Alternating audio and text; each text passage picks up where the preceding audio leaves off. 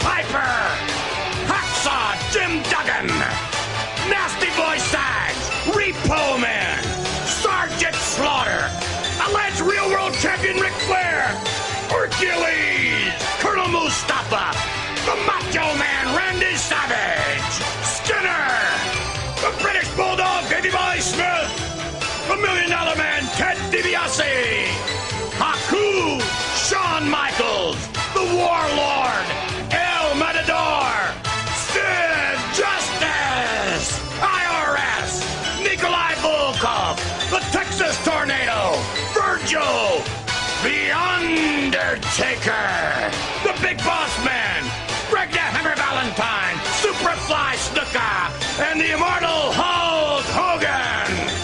It's time to rumble!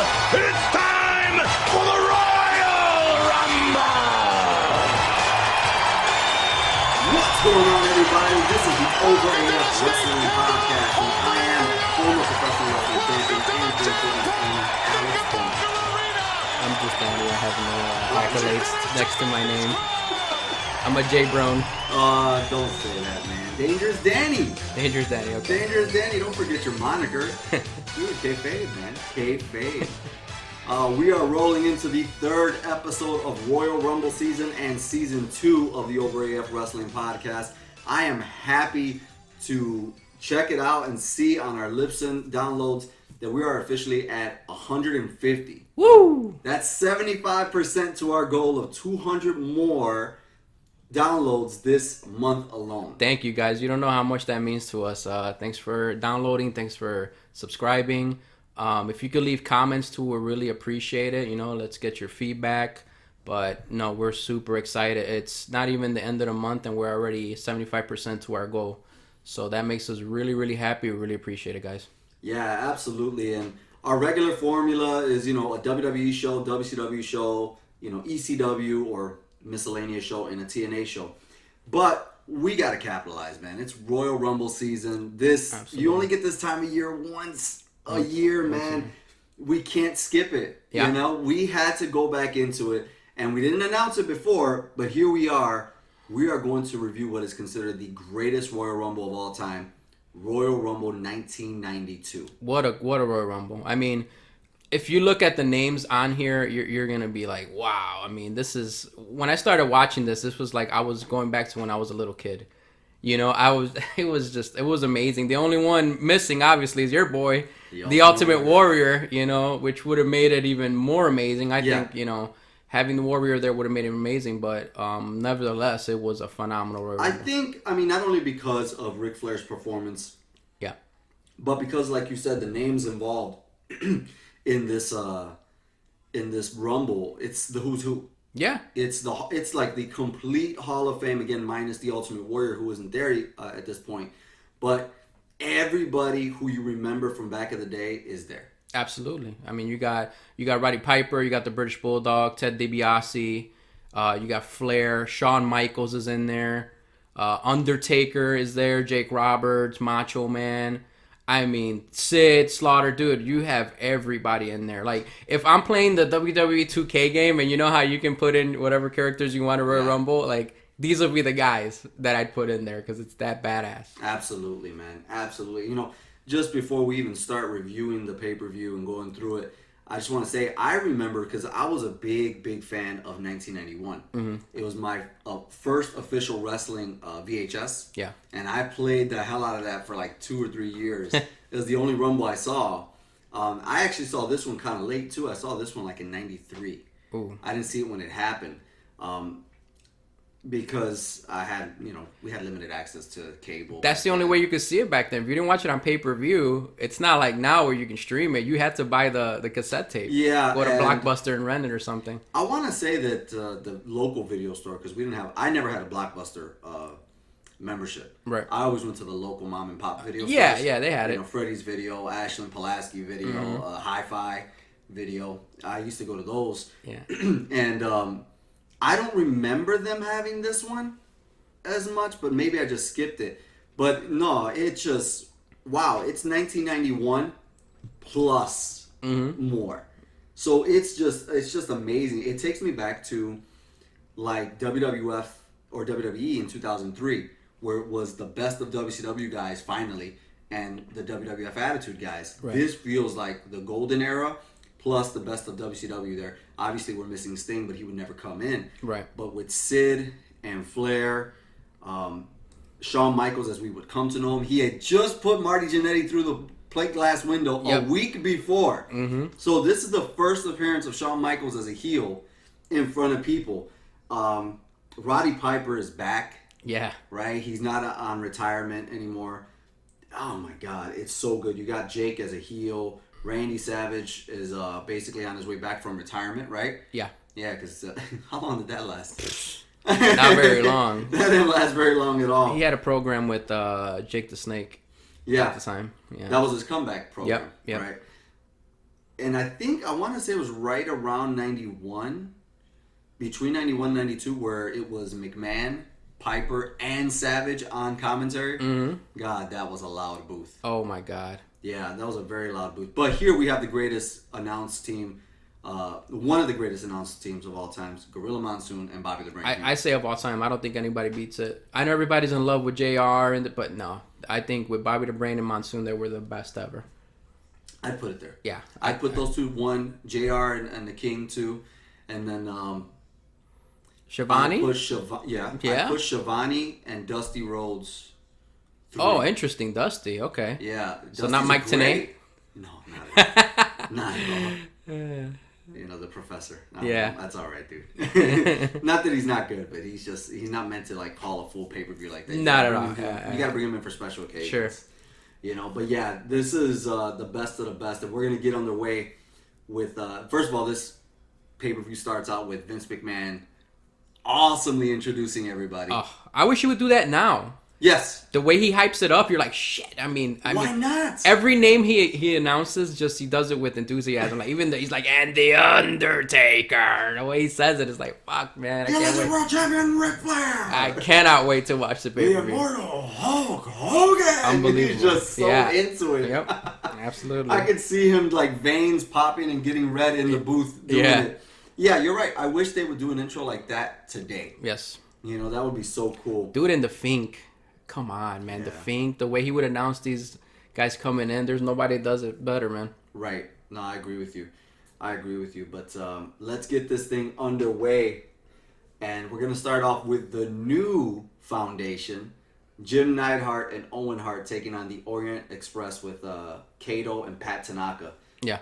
And they're going to be joined by Mr. Fuji. This match goes a really long time. In fact, it's the longest match on the card besides the Rumble at 17 minutes and 18 seconds. It just looked weird. The tag team of Anvil and Owen Hart just didn't fit. Well, it doesn't have the magic, or it doesn't have the marketability of the Hart Foundation, Pink and Black. I do remember these toys. I remember the little toys of these two. Mm-hmm. I think I had Anvil because he looked cool, but I don't know. It's not bad.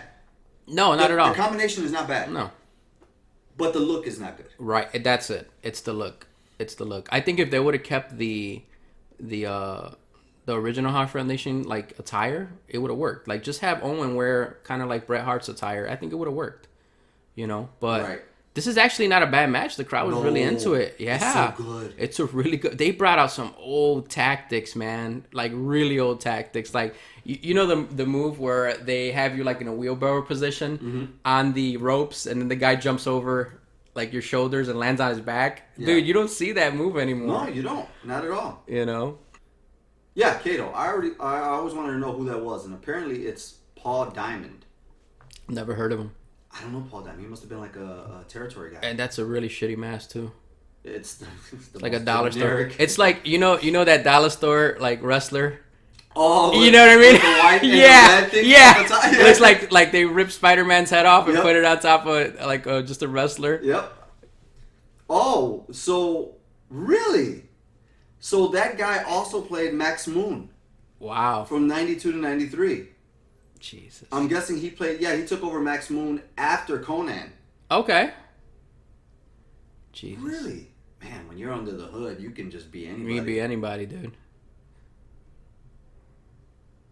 Okay. Wow, that's interesting. Paul Simon or Paul Diamond. You know, I've always made it known that I'm not a fan of Owen Hart. But here's the thing. In this combination, I'm a fan. Yeah. As a tag team wrestler? As a tag team wrestler at this time, I'm a fan. Yeah. The crowd was hot for this match, man. It was, yeah, he was a good athlete, man. He just, I didn't like when he got the personality. When they gave him the King of Hearts personality and the little brother who's jealous all the time, I didn't like it. It was a good storyline, man. It was a good, they had good matches. I remember Bret Hart. Owen Hart was a hell of a wrestler, man. They had a good program. I liked them. When he won all the Slammies, remember? I didn't like it. Ah, come on, man. But it's similar to Brian Pillman, right? I liked flying Brian Pillman in the opening match, somewhere in the middle of the card. But when they gave him the whole loose cannon gimmick, I didn't like him anymore. That's funny. I'm the opposite. I liked loose cannon. Shane Douglas, when he was just like greenhorn with orange tights and a mullet. Dean Douglas, you mean? Wasn't he Dean Douglas? No, that's before that. Take it even further back when he was in WCW and WWE in the opening matches. Okay. He was also in the 91 Rumble. I liked him. I was like, this is a good guy to begin So shows. basically what you're saying is you want these guys to be curtain jerkers their whole career. Yeah, because and that's that's what it. they are. No. That's what they are. Come on, man. I'm sorry, man. Shane Douglas, Brian Pillman, and Owen Hart should have been curtain jerkers forever. You're crazy. You're crazy. They're no different than Steve Blackman and some of these They're other way guys. different. I don't think Blackman so. didn't have no fucking personality, Neither do dude. these guys. What? You're crazy. They don't. Brian Pillman didn't have a personality. No, make yourself look crazy is easy. No, he did it. He did it, but he made it seem believable. I'm sorry. Every time he was on the screen, I wanted to change the channel. Dude, remember when he had the gun waiting for Stone Cold? That shit was great, dude. I specifically remember being a kid, changing the channel to see that. Right, I was going back and forth. WCW just went on break, and I saw that crazy thing in the house and all these people separating them, and I was like, and I'm a kid. I'm like 11 years old, and I said, what the fuck is going on over there? Yeah. And I went right back to WCW. Wow. It just wasn't for me, man. I never dug that character. Fair enough. Yeah, but here I like it, and then also, you know, not to ignore the Orient Express, but man, they put on great matches. They did. This guy, who does this guy remind you of? It's from a movie. Pat Tanaka? Yes. Do you remember Dragon the Bruce Lee story? The one who kicks him in the back? Yes! That's him, bro. Look at him. Yeah. Watch the movie and tell me that that's not him. I man. was just watching it like 3 days ago. I beat him before. I'll beat him again. Yep. Remember? That's it, man. Something to kind of note on in this match, even though it's the opening match, there's a lot to talk about here. Jim Neidhart. Yeah. Didn't he end up leaving and get replaced by Coco Beware? Yeah, they did team together. That's right.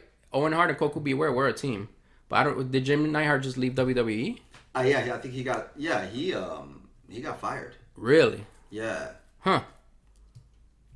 Interesting. Yeah, he got fired, and I'm not sure if it was Coco and Owen at first, or if it was Neidhart and Owen. But I know that they had like the same tag team, didn't they? Yeah. Yeah, I remember Coco and Owen being a tag team. He was a team player for that one. Yep. Hey, you leave Coco Beware alone. I'm not. Dude, I've never had an issue. I've said it before on this podcast. He deserves to be in the Hall of Fame because he was part of the rock and wrestling Isn't movement. he in the Hall of Fame? Yeah, he deserved to. But a lot of people were like, Coco Beware? Yeah. Hell yeah. Yeah. The first single, the only single from the Pile Driver album. Yeah. He was all over MTV. Oh, and fans loved him. I loved him. Fucking Mr. Fuji. Isn't that great? He puts the cane right there. He puts the cane in the corner. That's hilarious. That's awesome. Yeah. What a great match. But the New Foundation take it home with an awesome torpedo splash or something. I don't know. Neidhart throws Owen. Yeah. It was an assisted splash from the top rope. That's it, yeah. It was freaking awesome, man. Back in the day, those were the finishes. Yeah, absolutely. Next up, we got footage of the Mountie beating a sick Bret Hart who was with 104-degree temperature. Yeah. He was actually really sick. Mm-hmm. Supposedly, it was the only time he really missed a show was this Rumble. He was booked for it. And they instantly replaced him with Roddy Piper. Yeah. Which was a great... That's a great replacement. Shit. To be 1 week or 4 days... No, actually, I'm sorry. It was 2 days. Mm-hmm. What a change to have the Mountie versus Bret Hart at the Rumble. And then 2 days before, he gets sick. A few days before, he still does his match. They switch the titles and replace him with Piper. Yeah. So the Mountie only holds it for 2 days. 2 days. That's true. But I mean, if you're gonna be replaced by anybody, come on, dude.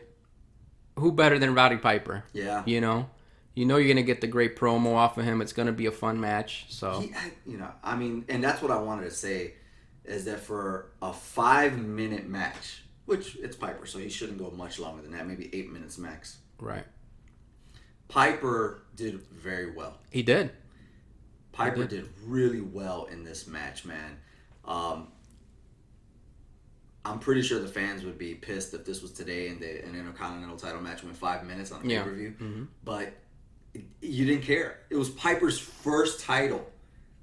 And the only title in his initial run. Yeah. He wouldn't get a title again until the 2006? Yeah. Tag team title with Ric Flair? So Piper was coming back, right? So look at him, we just attacked him with this kilt. Yeah, he was on commentary. Right. For the longest time. But, obviously you're doing a comeback match. You're not going to want to go 20 minutes. So I think 5 minutes was perfect. Yeah, absolutely. They told a great story, too. They did. And I think, he's a pro. What is it, Jacques Rougeau? Rougeau? Yeah, man. Mountie. What'd you think of that gimmick, by the way? Back in the day, I loved it. He was a great heel. Look at him. The coward here puts... Jimmy Hart in front of him.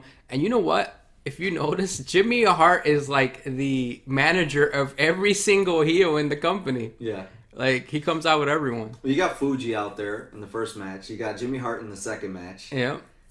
The Genius is out there in the next match. Yep. And then Jimmy Hart's back out there in the fourth match. With Earthquake and Typhoon. Yeah, with the Natural Disasters. What a tag team. We'll get to that. Great, yeah. But no, this was a great match, man. Piper. He was on a streak here, man. Yeah. He was really on a streak because from the Mountie to Bret Hart to I think he had another match later on with Ted DiBiase to defend the honor of Virgil. Yeah. Right? Yeah, he started doing that gig too. He was really doing well during this era. Who would you say had a better promo than him, man? I mean, Flair. Yeah. Well, yeah, I mean he's one of the top. He's one of the top promo guys ever. Unbelievable. Just intense and the stuff he said, man, you couldn't say the stuff he said. Oh, no. Nowadays, he insinuated a lot of things in his promo. He did. Yeah, absolutely. Yeah, he insinuated a lot of things. Yeah, yeah. Remember when he in this match or in this promo that he said about this match, he was talking about how the Mountie wants to take his manhood. He's like, I don't know what you're here for, brother, but I'm here for a fight. Yeah. He's like, you're dreaming. It must have been a wet dream. And Mean Gene's like, all right, so we'll leave on that note. Yeah, because you couldn't script these guys. No, you couldn't. That wasn't a thing back then. It was just bullet points and... That's how it should be now. But now everything's so heavily produced. I think, and then again, it's on Stephanie. It's hugely on Stephanie. I get it that there's a team, but nothing gets done anymore without Stephanie. And she's very conscious of like everybody and not offending people and all these. That's the problem. And all these companies that they have ties to. Yeah, that's the problem. It's a huge problem. Yeah. It's pro wrestling. It's going to be offensive at some point. It's not pro wrestling anymore. It's sports entertainment, and it's all about the dollar. It's all about sponsors. Well, something that I thought was as I watched this show. Something that comes across is like how Macho Man always looked different, right? Mm-hmm. Every single show, you never saw him wearing the same thing. When you think back, Flair had different colors, different robes. These guys would change constantly to look fresh, to look different. And today you have somebody like Roman Reigns wearing the same thing for the last 7 years. Same thing. I've heard excuses from the Newmark saying, well, if they change their clothes, then they got to notify the toy companies and everybody else. There's more toys to sell. Yeah, but that is true. The more different things they wear, the more action figures, the more DLCs you have. As you like to say, DLC Thorn, every time I wear something that looks out of character. Exactly. It's more shit to sell. Like, when you look back at these Legend toys now that they put out, they have so much that they can put out. Like your boy Warrior, he had a lot of pretty cool attire. Oh my god, dude. Yeah, when in white. Remember the one in white? Yeah, there was so many. There was purple, there was green. He had black and orange. The like Macho Madness one where he had the glasses and yeah, it was there's pretty just it was never the same. It's not like that now though. Look at Rusev. Rusev got a lot of heat. Remember for cutting his hair? Well, that's because that's a missed opportunity on TV. Yeah, that's a little bit different. You never want to cut your hair without getting an angle out of it. Remember all of a sudden how they had Test cut Kevin Nash's hair? Like they were like, "What? Yeah. You gotta cut your hair. We gotta get this on TV." That's one thing. But even Nash, Nash had red, he had black, he had silver. Yeah. He had different colors, different fonts all the time. It's just I don't get why these guys stay the same today. Somebody like Piper, he didn't change. That was his attire, right? That's just what it is. Right. But I see a lot of opportunity for these dudes today. Well, the guys that you see that do that are more the old school, like Rey Mysterio. Right. Rey Mysterio, I mean, he comes out with a new mask or a new attire for the pay-per-views. He's gonna come out with a different outfit, which is badass too. AJ Styles does it a lot too. Exactly. So more of the older guys. Why is it that a lot of the newer guys just don't take that opportunity? They don't want to take risks. They don't want to, they don't want to piss Vince off. Like, oh, who told you to, change your attire? Did I give you permission? Like the older guys don't give a shit. They're like, well, this is who we are. We're gonna make, these. You gotta make it work. Yeah, but the new guys, they just don't want to go against the grain. That's the big problem. That's why a lot of them don't get over it. Like guys of the past. Yeah, you're absolutely right. But towards the end of this match, where Jimmy Hart, where Piper, finally wins his first title in WWF, there's also a cattle prod. Is that what it's called? That is, yep. Yeah, it's a cattle prod. So way before Scott Hall brought it out to end Goldberg's streak, the Mountie had it. Yep. And he gets shocked here at the end of the match by Piper, which is hilarious because the fans go wild for somebody electrocuting someone else. And he's still a baby. Yep. Gorilla's like, here he goes. Ah, get him. Oh, and he's selling it well, dude. Look at him. Like Devon. Yep. That's awesome. And it came out of nowhere. I don't think anybody expected the match to end there at 5 minutes. No. When he puts the sleeper on, the fans cheer, but they're still sitting. Yep. And then when all of a sudden it's 1, 2, 3, the hands up, the crowd is like, oh? They were shocked. They're surprised. Yep, they were shocked. Yeah, so he's the new Intercontinental Champion in a very entertaining and good match for Piper and the Mountie. By the way, before we get to the next match, we're followed up by a very relaxed Hulk Hogan promo. Hogan was in the back smoking weed or something because he's super relaxed, nonchalant about this promo that comes up here. We've got the Bushwhackers addressing the Beverly Brothers, and then a match. Your favorite match of the card. Spoiler alert. A match that goes 15 minutes with the Beverly Brothers. Bew Beverly and Blake Beverly. The Mullet Brothers, more like it. Look at these guys. Yeah. Jesus. That's Mike Enos. I know that. Yep. But who's the other guy? I don't know his name. They're accompanied by the Genius, which is a perfect combination for those guys. These are two territory guys if you've ever seen them.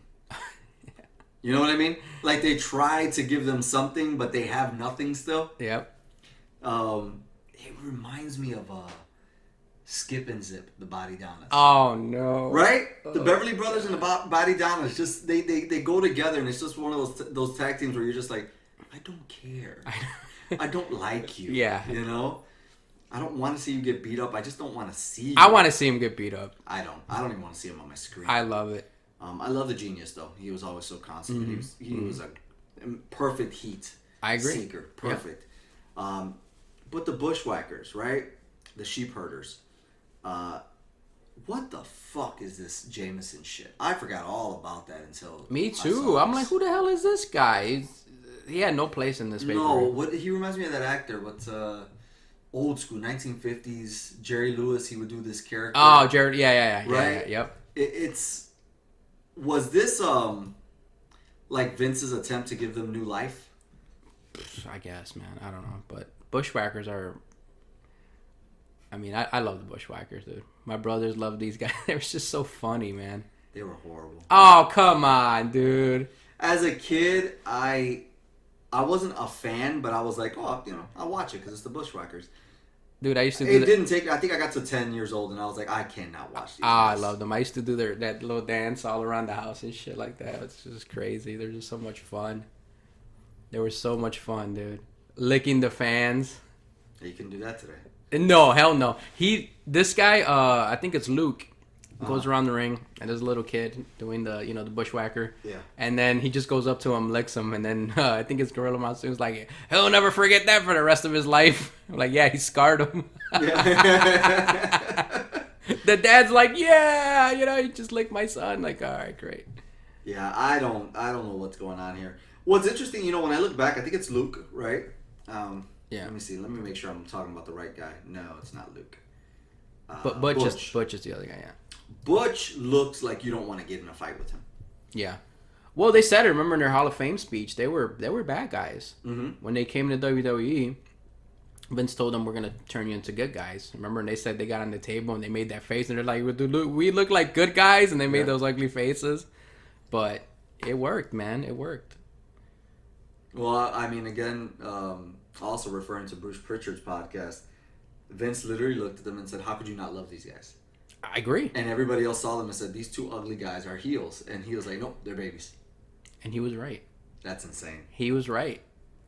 He was right. They were so entertaining. Oh, he's so annoying. I guess, I get it. You want to put like the underdog, as they say, the geek, the wimp underdog with them. But he was such a caricature of what that is that I felt like I wanted to pull him through the screen and just start beating him up. Well, yeah. At the end of the match, it's really annoying because he comes into the ring and they're literally holding the genius, right? So he can hit him. It takes about like 5 minutes for this freaking guy to all he does is literally taps him on the shin and then like barely kicks him in the ass to kick him out the ring. It's really bad. Ugh. Terrible. Awful. I don't think we ever saw that guy again. I erased him from my memory until I saw this. I was Yeah. like, what the hell is that? It's terrible.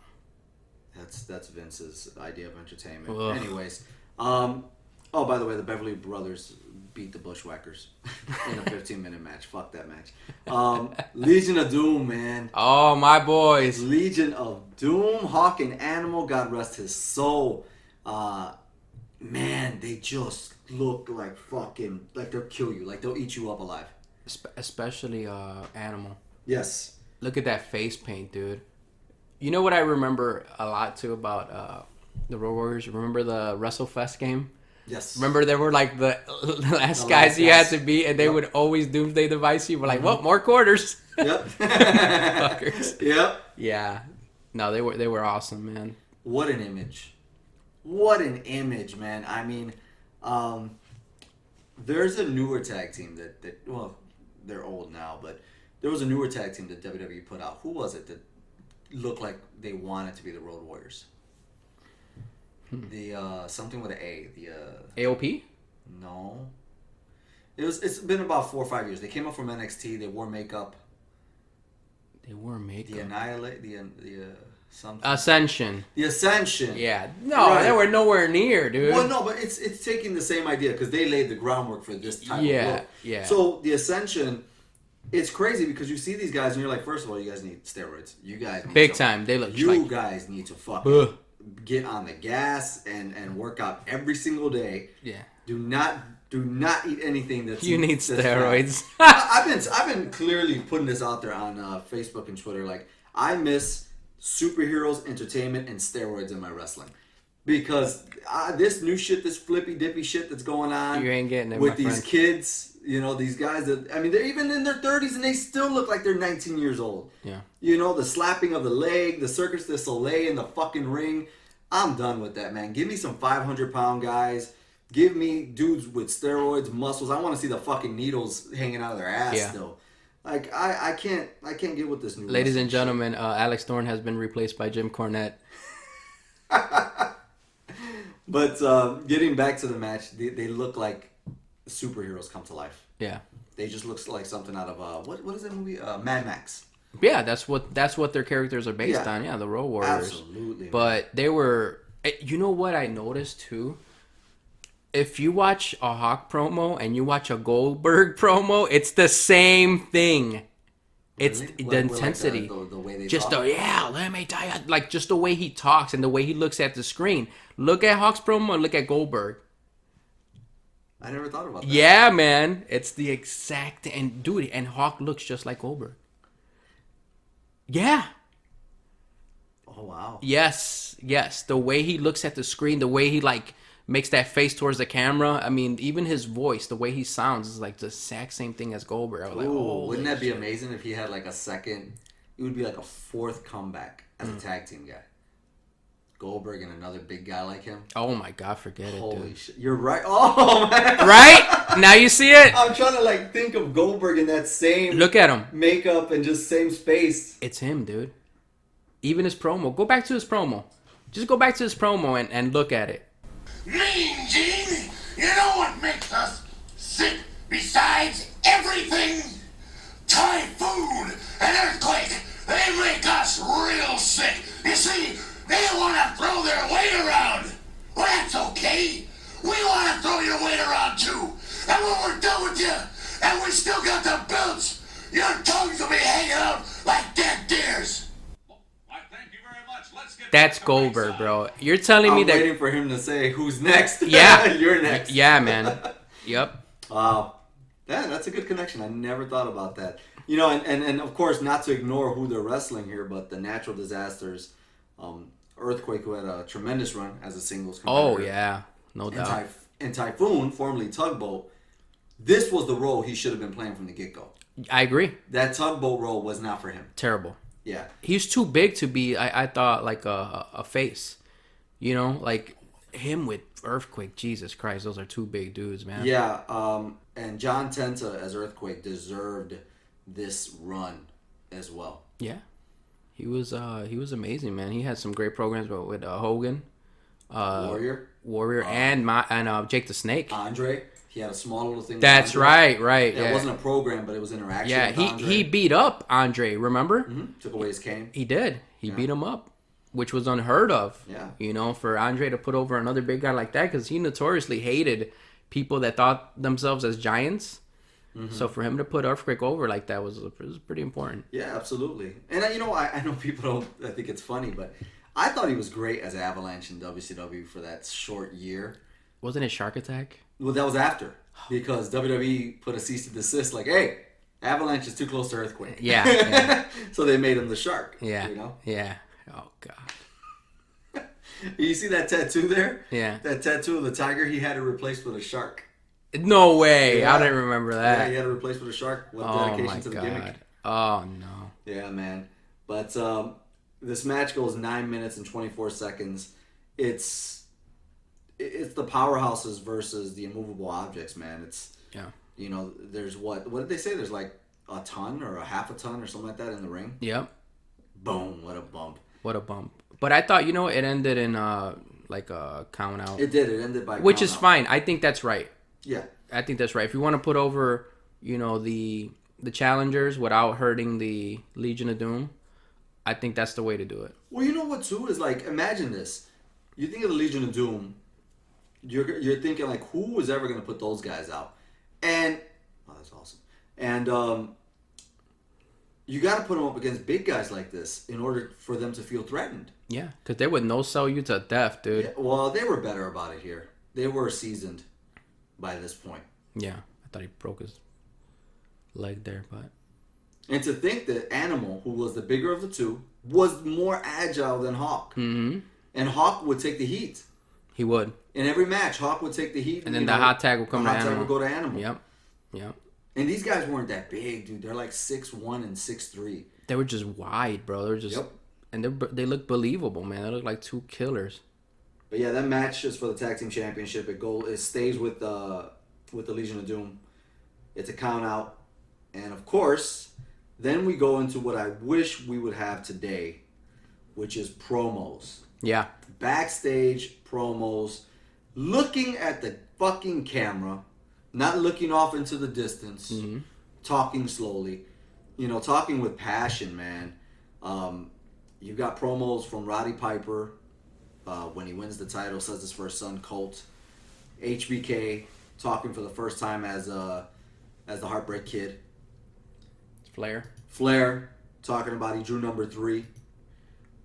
And then you've got Macho Man and everybody else speaking about the Rumble itself. Jake the Snake, Sid Vicious, British Bulldog, who I actually liked at that point. He had a good run in the Rumble. He had a good run in the Rumble, and the following year he had a good run in WCW.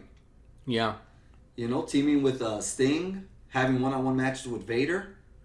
He did really well for himself. I liked the Bulldog. I liked them back in the day I liked them when they were the British Bulldogs too, when they had the dog with them all the time. Him and was it Dynamite Kid? Yeah. That was too much for me. Okay. It was too boring. They were too. They one of those guys is enough. It's 2 Chris Benoits in one fucking. Like that's enough. Hogan, the intensity, man.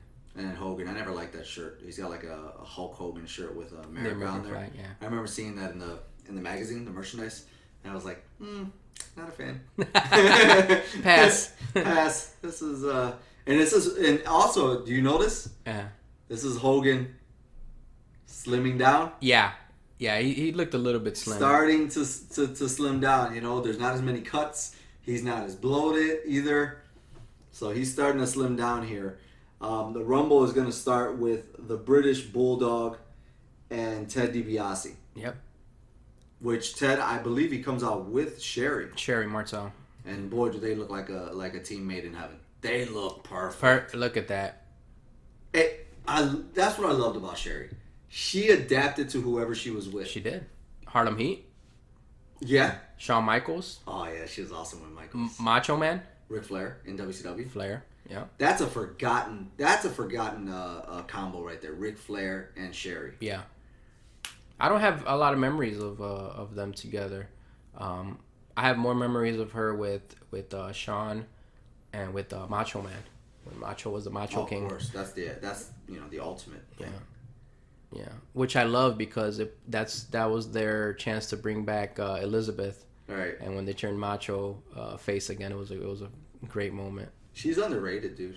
Yeah, like they say, man, like she was like how they talk about the women's revolution. You know, I mean, Sherry Martel, man, amazing and just legitimately tough. Mm-hmm. You know, she was one of the boys. Yeah, she was out there taking headbutts. She was, getting flung off the top rope. Yeah, she was getting not back body dropped, but atomic dropped all the time. Yeah, she was getting taken off the cage. I love Sherry, man. I will say, when she was with Harlem Heat, she didn't matter as much. They didn't really play her up. They let her be her like country bumpkin self more with them, since she was with a black tag team, so she was able to be a little bit more country and be herself, I guess. But when she was over the top and allowed to be over the top, nobody better. Nobody better. Nobody can touch that level of crazy that she brought out. I agree. British Bulldog tosses out Ted DiBiase before Ric Flair gets in. Boy, but when Flair comes in, you know what? He was the first one, I believe, to ever win the Royal Rumble being in the top 3. Yes. Like, nobody had ever won it coming in that early. No. And, man, his performance, he went an hour in there? Yeah. A whole hour. Flair goes a full 1 hour in there. The 60-minute man stays true to his moniker. He takes all the Flair bumps, too, multiple times. Well, yeah. I mean, wow. It's Flair. He has great interactions in there with everybody he used to be, in feuds with, from Kerry Von Erich to Tito Santana. Everybody. Greg Valentine right away goes after him. The Big Boss Man goes after him. Piper goes after him. Everybody goes after Flair. Everybody goes after Flair. Savage immediately goes after him. He was the guy that they were like, hell yeah, man, we want to get in there with Flair. That's what makes it, like, to me, I think he had the best performance in any Royal Rumble. I think it was him. I know Shawn came in and won number 1, but just the amount of people that were trying to kick his ass and the bumps that he took, man, I mean... Well, the talent pool wasn't great when Shawn won. Yeah.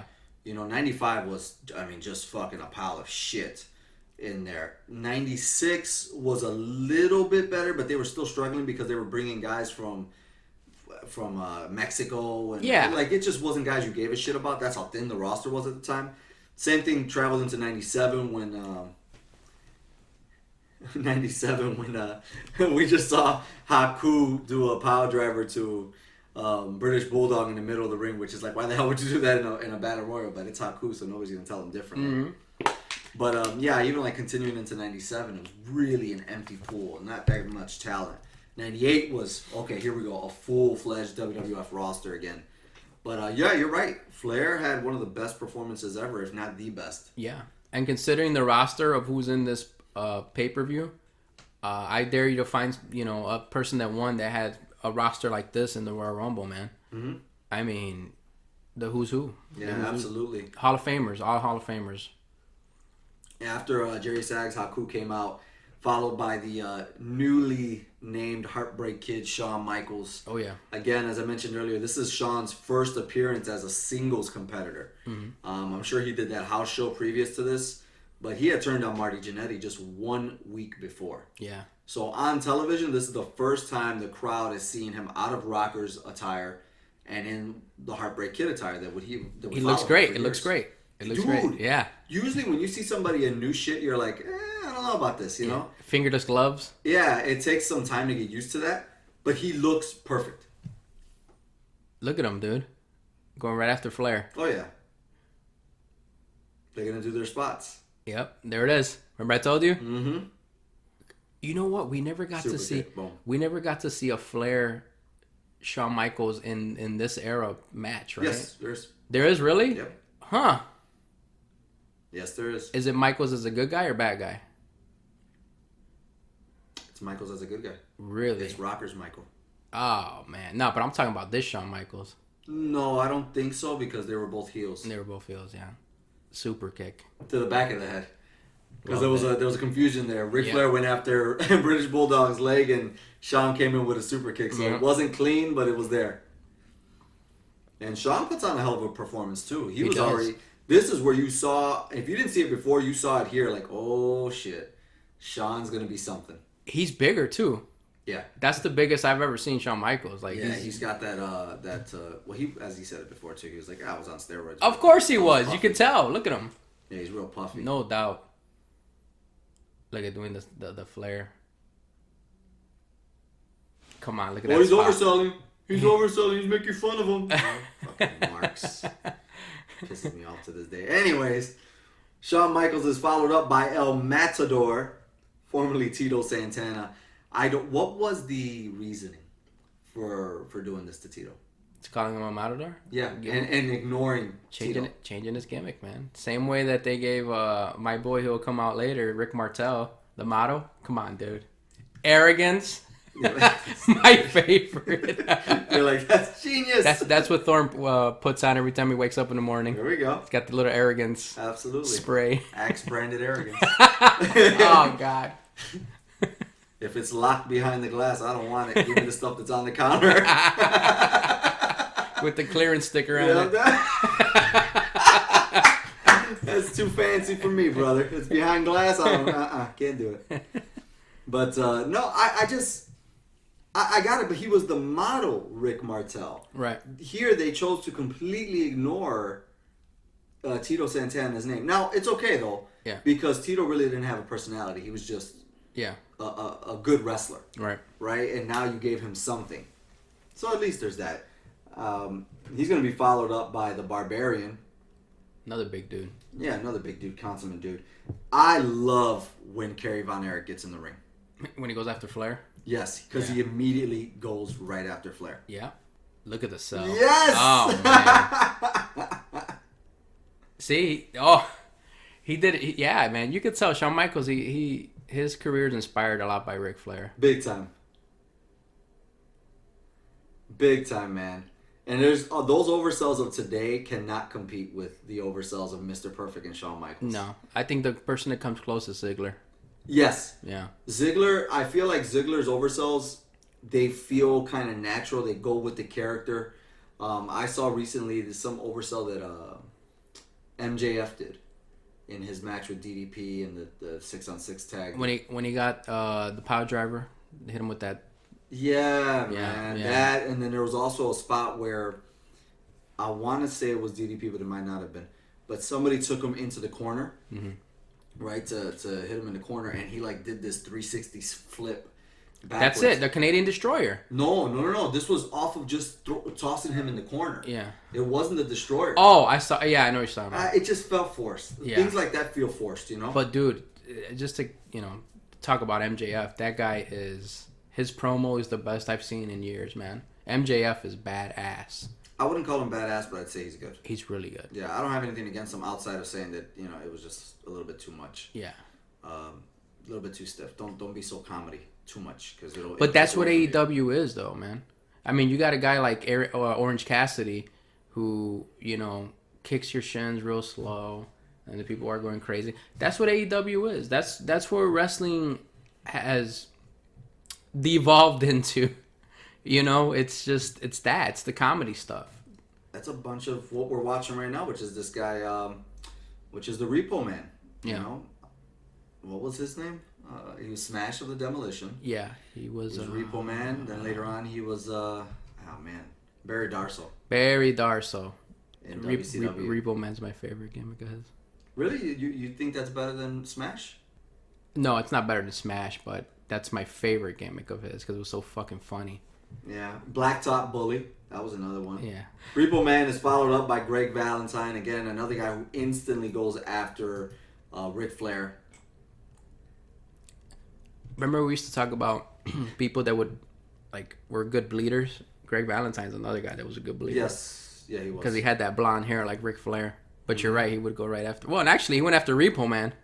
Well, I'm pretty sure he goes after Flair next. Because Flair was actually waiting for him. I don't know if you saw that. Yeah. But I think Greg didn't acknowledge him right away. But they end up in the corner within 5 seconds. Dude, it's funny because I remember Greg Valentine. He had a...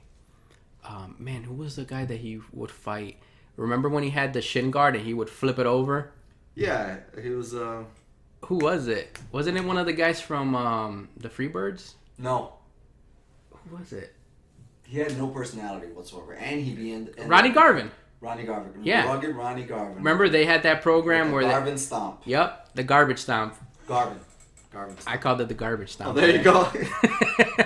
But, well, didn't they start, when Randy Orton started using it, they started calling it with that Ronnie Garvin Stomp? Yeah. He's instructed us not to call it that anymore. Yeah. He's like, hey, stop that. Call it the Orton Stomp. But, no, I love that gimmick where, he would turn over the shin guard. And that was genius. That was great, yeah. man. But that feud was too territorial. Yeah. That wasn't a WWF feud. It just didn't ignite the crowd like most of them do. Greg is followed up by Nikolai Volkov, who is as pot-bellied as ever here. That is a older man right there. Jesus but dude, Christ. I mean, look at the ring, man. All these guys, Flair, you got Shawn Michaels. Well, this is our childhood. Oh man. my God, dude. This is our childhood. This is why I love this pay-per-view so much, and I love watching the older ones because it just reminds me when I absolutely love wrestling. Look, Valentine puts the figure 4 on Flair right on cue. It's amazing. Yeah. Something about Nikolai. I always looked at Nikolai when I was a kid, and I was like, I don't know, he looks like he smells. And Bruce Pritchard later on confirmed it. He was like, he would always know when Nikolai was in the building because you could smell him a mile away. Oh, wow. I was like, hey, yeah, you were right. I knew it. Nikolai is followed up by Big Boss Man, who the camera does not even catch as he's coming out because he's so fucking fast. I love it on commentary. Bobby Heenan's like, there's no way that country bumpkin can win this Royal Rumble. Absolutely not. Yeah. He gets rid of Repo Man. Still selling the gimmick. Selling the gimmick. He got kicked out and he's instantly, looking around for a car to repossess or something. Well, I'm pretty sure that he had fun with the gimmick. Yeah. How could you not? As silly as it is, he had fun with it. How could you not, man? You got Boss Man in there. Oh, yeah, it just looks like all the toys you want. Oh my God, that's the perfect. It looks like an action figure ring. That's it, dude. Like when you were a kid and you had the WWF ring and you had all your toys out there. It's like you had Boss Man out there. You had British Bulldog. Yeah, obviously they look like action figures. They do. Every guy they do perfectly looks like an action figure. Big Boss Man is going to be followed up by Hercules. And then Piper comes out with a head of steam. Yep. And Flair's the only one, or he's not the only one in the ring. Piper comes in and he's like, oh shit, anybody but Piper. And again, this is renewing the rivalry from NWA. Yep. Here we go. The Flair spot, another back body drop. I believe this is the third time he's done it, right? Yep. No sell. Ain't no sell. No sell the shit out of him. Block the atomic drop into the eye poke. They both did it in different ways. Mm-hmm. Flair would do it when he was on his knee, and he would come up and hit you with the eye poke, and Piper would just go up to you like the Three Stooges and poke. Yep. Again, just what an action figure filled ring, because Piper is followed up by Jake the Snake Roberts. You know what I love that Jake the Snake does when he comes in? Do you remember what he does? Doesn't he sit down? He just sits down and he's like, the ring psychology, man, is just amazing. He's like, why am I going to go attack him? He's like, go ahead. You get tired. Yep. And heel Jake. My favorite. I don't think we got enough of heel Jake. I agree. You know what I mean? I get it. He had to leave. He ended up going to WCW, having a nice little program with Sting. But we didn't get enough of heel Jake, man. Yeah. He was so good. In fact, didn't I send you? I just sent you the other night a match I had never even knew existed. Hulk Hogan and Macho Man in 1992 against, it was Jake the Snake and who else? The Berserker. The Berserker, yeah. What? What the hell? That's like a match that happens like in a house show. You know, you don't see that on TV. But... It was a house show match. Yeah. Yeah, it wasn't something that was recorded for TV. It was just recorded for records. But I remember Jake the Snake when, when he did that to Macho Man where he latched on that snake. I mean, dude. I remember I was like, oh my God. And he just would not let go. That fucking snake would not let go, dude. I was like traumatized. He slapped it a few times, he said, ahead of time so he can like agitate so it. Yeah, exactly. Or in the wedding, remember when they opened up the present, it was a snake? Come on, dude. Yeah. You don't see that shit anymore. Around that time, too, it was 90, that point in 92, summer of this year, that they would start doing a lot more vignettes. Yeah. You know, out of the ring vignettes, which was nice. Jake Roberts is followed up by Jim Duggan. You've got Erwin R. Shyster, IRS. You've got The Undertaker coming out. He wouldn't mean as much to the WWF as he does right now.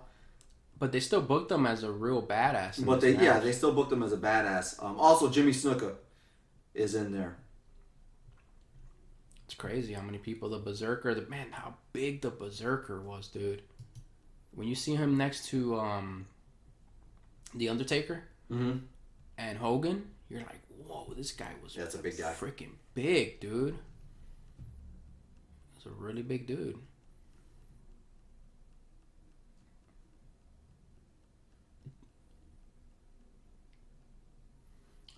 Man, when Savage gets out there, he looks like a man possessed. Literally, he defined that word madness. Look at it. The best double axe handler in the business. Macho Man. I dare you to find somebody that does it better. Yeah. Needs him in the back. Look at he eliminated himself. Is that not an elimination? Yep. So what are the rules? No, he eliminated himself. He's out. So from what I heard, he didn't because he wasn't thrown over the top rope. No, he was out. He was still in the match though. He stays in the match. They kept him out there? Yes. He's still in the match. He still stayed in there because he wasn't thrown out. He threw himself out. He jumped out. So by the letter of the law, right? But by the definition of the rule, he was not thrown out by somebody else. He just jumped over. But he stays in the match. He does.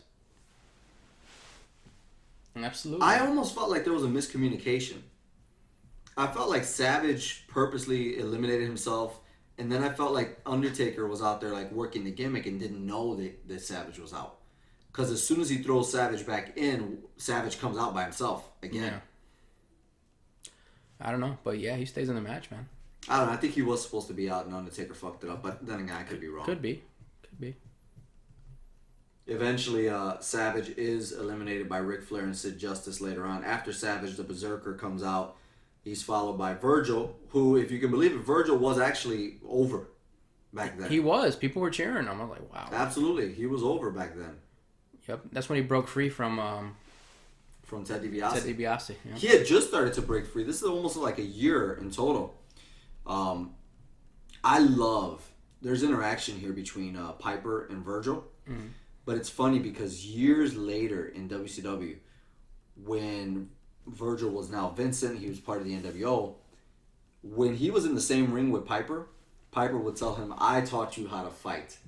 Back off."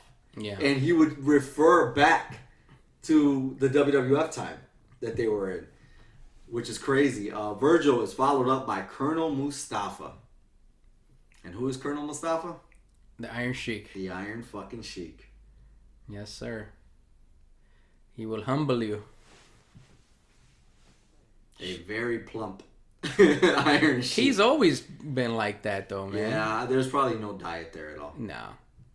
There's just pure strength, pure brute strength. Shit, could you imagine having that rivalry right now? Hogan and some an Iranian. It would be great, honestly. No, it would be too controversial. Nowadays, it wouldn't work. Fucking. That's racist. You can't portray them like that. Wow, storytelling. Yeah. That's all it is. Were you a fan of Rick Martel in the pink? I loved it. I thought he lost his edge by the time he got to this point. Like purple Rick Martel was pristine. Once he got here, he cut the hair. He's in pink attire. I don't know. He lost some of that luster. He was different, but no, I was always a fan of Rick Martel. Come on, you weren't a fan of them when they were Strike Force, man? No.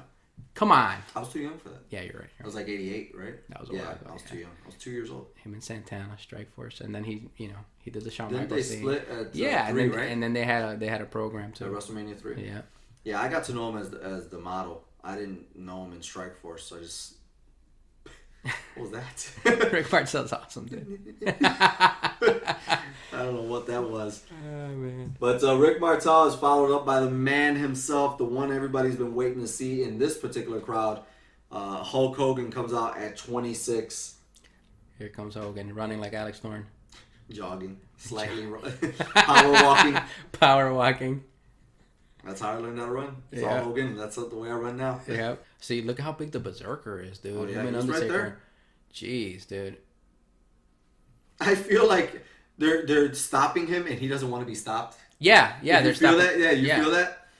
3 heels are beating up Hogan. And Hogan feels like he's actually trying to like struggle with them. Like, hey, get the fuck off me. Yeah. I got more stuff to do here. He does. But, he breaks I out of rakes it. to all 3. Yep.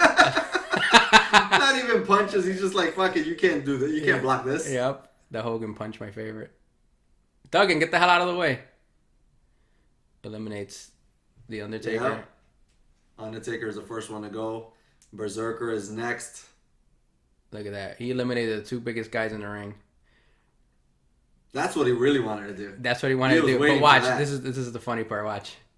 Grabs the shirt. Yeah, let me go choke Rick Martel with the shirt. He's a heel. Yeah, he's choking Rick Martel with the shirt. He's the baby face, and he's fucking healing. That shirt is used as a weapon. Like, Yeah. watch. It's funny because watch. Look at. So here comes Piper. He's sneaking up on Hogan. What does Shyster do? He picks chokes up the Piper shirt with and the chokes shirt. Piper. I love Piper's sell to getting choked. Yeah. He throws his hands up in the air like, why, God? Why me? Oh, God. So good. After Hogan, Skinner is out there. By the way, if you don't know who Skinner is, that's Steve Kern of a lot of territory fame. Yeah. One of those guys that all the old school heels would be like, oh, he was a tough guy. He was over in Florida. Yeah, he wasn't over here. Yeah, no. It's just another body for somebody to eliminate. That's all he is here. What do you think would have happened? Because we know obviously somebody's missing from this pay-per-view and this Royal Rumble. I wonder who it is. I don't know.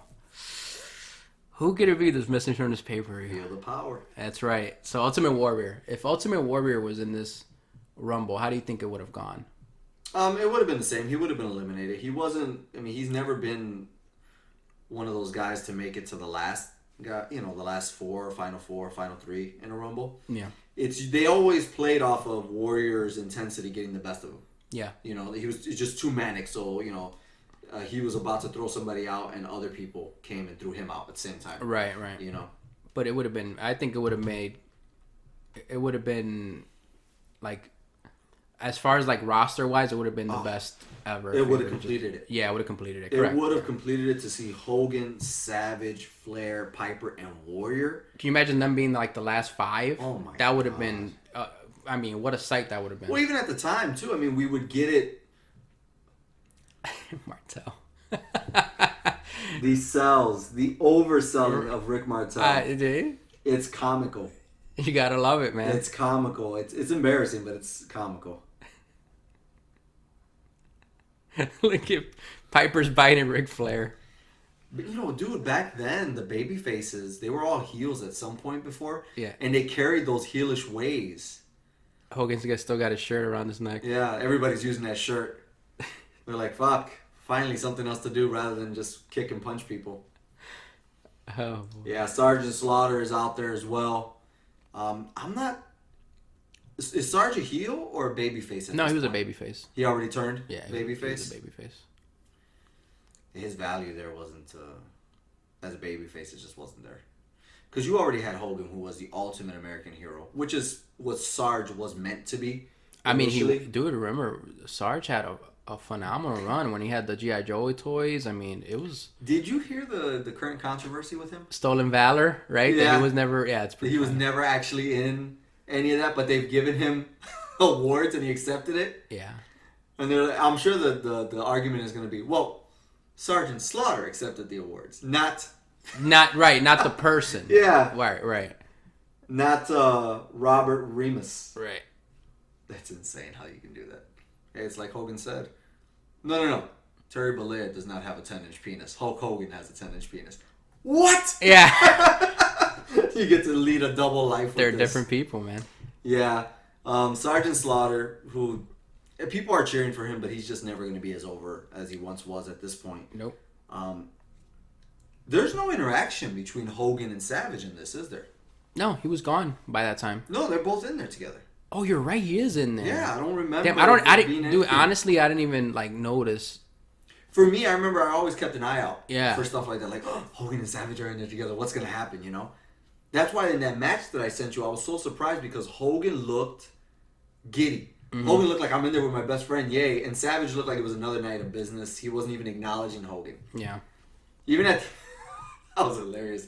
Even at the end when they won the match, Hogan tries to get Savage to pose down, and Savage jumps over the rope, taps the ring, and then points to Hogan and just does that. And he leaves. Yeah. He's like, "Hey, it's on you, brother. You do what you do. Do your I'm outta thing, here." right? Yep.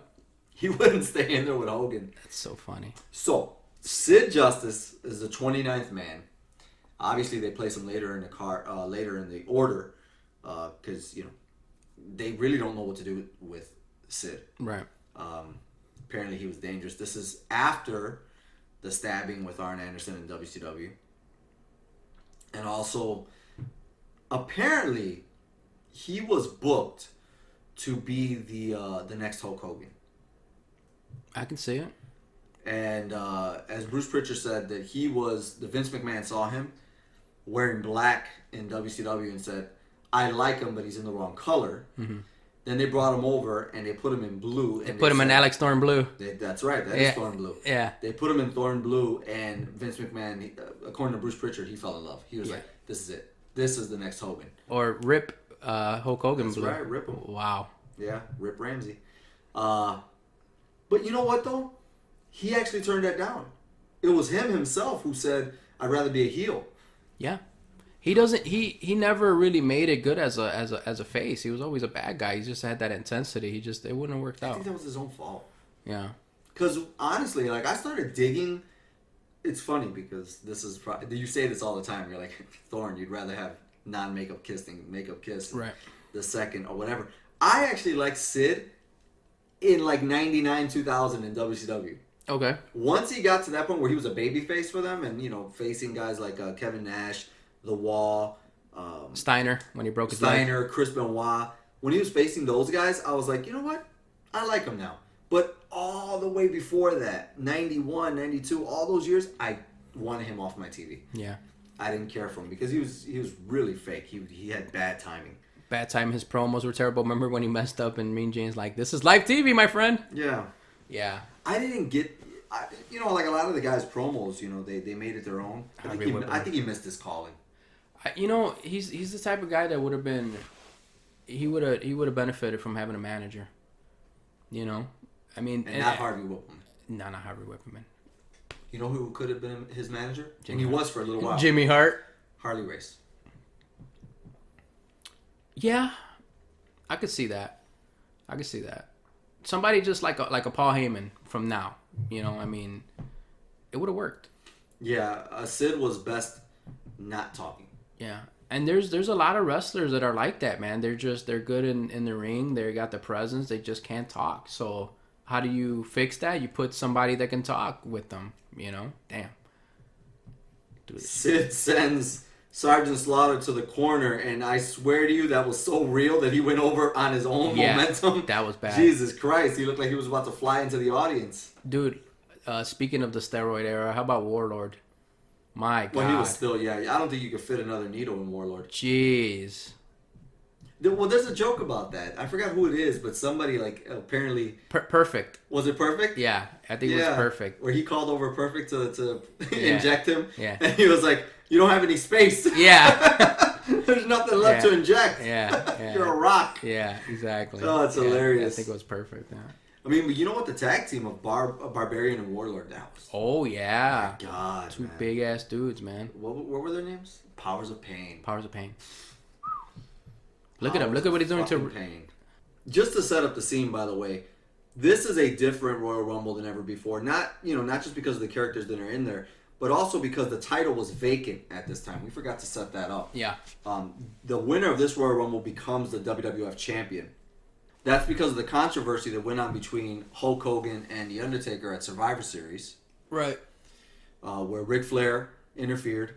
Put the chair. That's right. Yeah. That was followed up by the rematch at this Tuesday in Texas. Mm-hmm. Which, again, ended up with controversy because Hogan cheated in plain sight to win the title. Also held the tights of The Undertaker. So after all of that mess, they put the title up for grabs here. And of course, post Royal Rumble, they would hold a press conference saying who the number one contender is. It would be Hulk Hogan, and then eventually they just scratched that, right? And we all know everybody said that was a missed opportunity.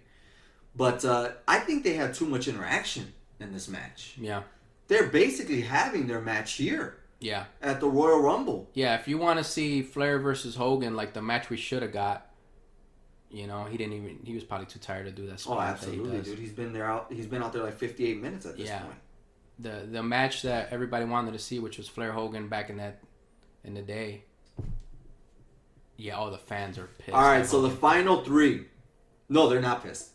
The final three is Vicious, Hogan, and Flair.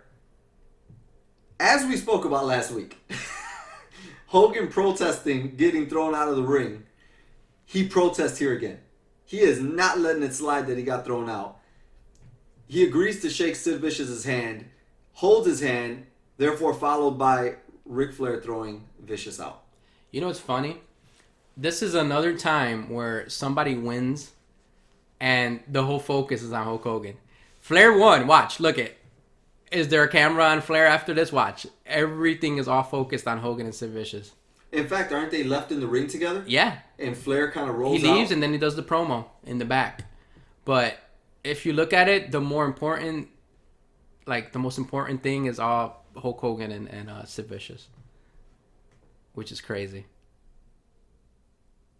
See, Flair leaves. Well, so if you remember, did you watch this part? Yeah. He's getting booed. When Hogan gets tossed out, people cheer. And there's a mixture. There's a mixture of cheers and boos. But also, when he has his interaction with Sid, people are booing the shit out of Hogan. Yeah, well, he did. It was a heel move.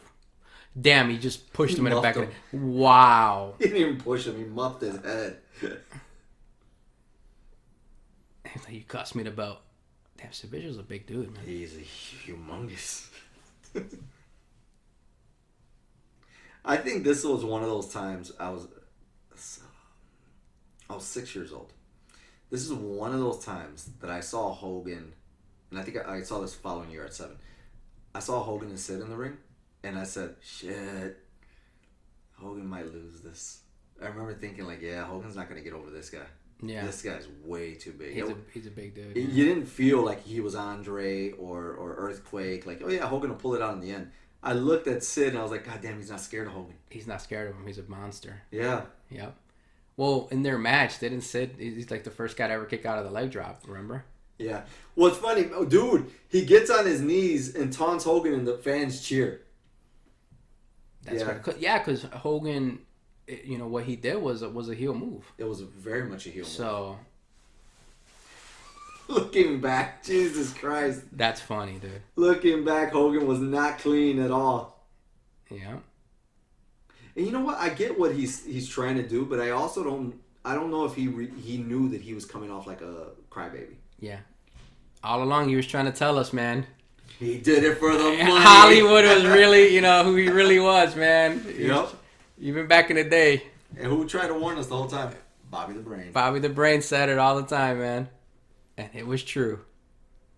Yeah, he starts looking like WCW Hogan. I see it. Right? You see that? I see it. Right there. Yep. What's funny, too, is that Hogan doesn't look convincing there. No. Doesn't he look like almost defeated already? He looks like, yeah, that's not the Hogan that's super confident anymore. Yeah. I almost feel like Hogan knows his time is coming to an end. Damn. And then Flair cuts the promo. Yeah, afterwards there's an amazing, thankful promo by Ric Flair. My God, having to cut a promo after an hour of wrestling, that's tough. That just shows you who he is, man. Oh, yeah. He's a consummate professional in the ring. When it came to that stuff, he was always professional. Yep.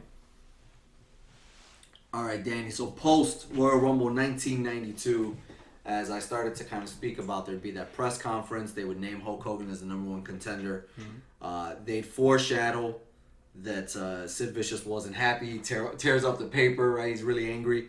So, which kind of makes me believe that they really didn't have Ric Flair versus Hogan planned. Because even at that press conference, they were already planting the seeds at Royal Rumble and the following press conference that it was going to be between Hogan and Sid. What a missed opportunity. What a missed opportunity. Because who would have been a better opponent for Hulk Hogan than Ric Flair? Yeah, I agree. I mean, come on. You got two big guys like Hogan and Sid.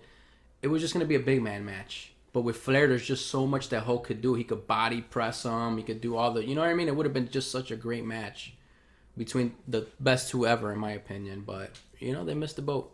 They did miss the boat on that one. It's what everybody wanted to see. Because, like, in my fantasy book, Hogan's leaving. So, you have Sid versus... Let's just say it was Sid versus Macho, right? You have Sid beat Macho. You have Hogan beat Flair. And then you have that match, Sid versus Hogan. Then Sid would have gone over because Hogan was leaving, obviously. That's if you're Vince and you want to make this guy the next, you know, guy. Whether that be as a face or a heel, that's the way to do it. You know, you beat Macho Man and Hulk Hogan. Come on, dude. What else can put you over than something like that? He wasn't the guy to do it, though. No. He didn't have the attitude. Obviously, if he was saying no to this, no to this, no to that. Come on, dude. What I don't know. Everybody else was thankful. He got a lot of chances. Oh, yeah. Well, because of his look, man. Because of his look, yeah, absolutely. He got a lot of chances, but... But at the end of the day, man, was this the greatest Royal Rumble you ever seen? I think so. As far as, like, the nostalgia of it, who was in it, I don't think that there's one that tops it. I think so. I'm going to take the easy way out and say this entire pay-per-view was OverAF. We're still on the road to 200 more downloads. You're saying you're going to give me an RKO out of nowhere. Oh, come on, guys. Let's do it. We're 50 downloads away from it. But also, I want to talk about next week because we're going to break the rules again. Mm-hmm. Next week is the official 2020 Royal Rumble. Oh, yeah. And this is an old school wrestling podcast. But we're going to break the rules and we're going to review the 2020 Royal Rumble right after it happens. It's going to be a good one, guys, so stay tuned. Thorn isn't as up to date with the current product as I am, but don't worry, I got you. Yeah, no, I think, I'm excited just for that because I'm not up to date. Yeah. Because I'm not up to date on it, a lot of these guys that I see, I'm going to be, the grumpy old man talking about these guys. But at the same time, I haven't watched the Royal Rumble since, I think, 2016. Yeah. I remember Nash being in the last Royal Rumble that I saw. And this is going to be fresh. So It's going to be fun, guys. absolutely. For Danny Garcia, I am Alex Thorn, and we are Over AF.